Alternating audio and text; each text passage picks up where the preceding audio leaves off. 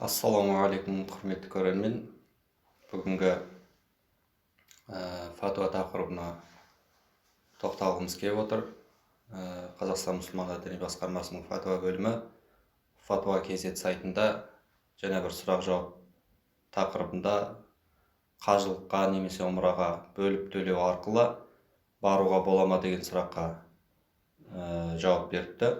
Осы жауаптың үкімін бір оқып кетейік. Үкімінде өзі және отбасына ауыртпашылық түспесе және қарызды өтеуге мүмкіндігі болса, қажылық пен умра қаражатын бөліп төлеу арқылы баруға рұқсат дейді. Екінші үкім дейді, бұл төлемде, яғни бөліп төлеуде нарықтық бағасынан асырмай және үшінші тарап қосылмай, тек қажылық компаниясының өзі сол бөліп төлеуді амалға асыру керек дейді. Яғни қажыға барушы және қажылық компаниясының арасында болғаны жақсы дейді.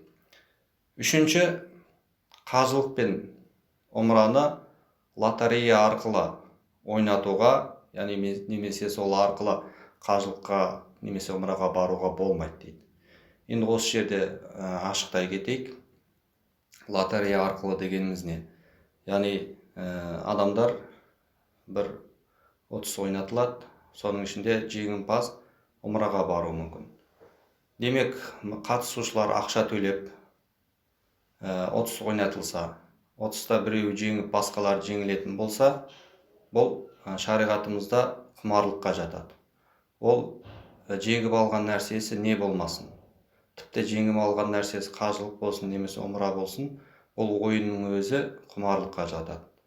Егер ұтыс ақша тікпей болса, қатысушылар ақша салмаса ұтып алатын нәрсесіне, онда ол құмарлыққа жатпайды, бұл шариғатымызда рұқсат беріледі.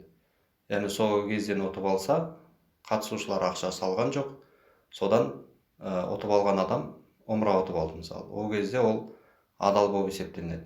Ал енді қатысушылар ақша салып, сол ақшадан жаңағыдай ұтыс немесе сыйлық берілсе, онда ол умра болса да, қажылық болса да харам болып есептелінеді.